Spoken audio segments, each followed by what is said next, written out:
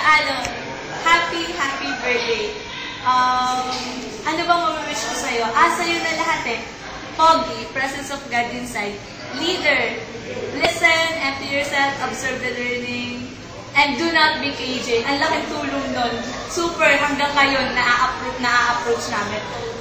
Gusto ko lang sabihin na super thank you kasi ang dami na natin pagsamahan, ang dami pa natin mas mapagsasamahan, and we considered ourselves as one family. So, from the bottom of our heart, we love you. Happy birthday! Mwah, chup chup. Happy birthday, Kuya Ali. Alam mo, habang ginagawa ko to, nandun lang kayo, kumakanta Philippine Madrigal Singers. Nga pala, isa sa pinaka-hindi ko makakalimutan na experience natin, Kuya, nung pumunta ako sa bahay ninyo. Sobrang feeling ko welcome na welcome ako.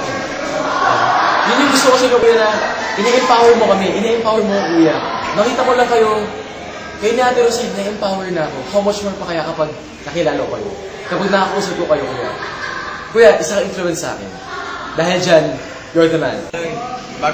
Bago pumati, gusto muna magpasalamat sa lahat. Lagi po kayo nandyan. Pag na-OP ako dati. Tapos kayo po nagpaalala sa akin. Saka ba't ako nandito sa ID. Happy birthday, Kuya Aloy. A.K.A. Kuya Guapo. Love you. Kuya Aloy, happy birthday. Ayan, thank you sa lahat ng mga, sa mga sharing at sa mga advices at salamat sa support. Happy birthday yun. Thank you sa pag-welcome sa akin at sa pag-support sa akin sa akin. Hi Kuya Guapo, happy birthday. Thank you sa lahat ng tulong mo sa akin at pagpasok dito sa ILIT.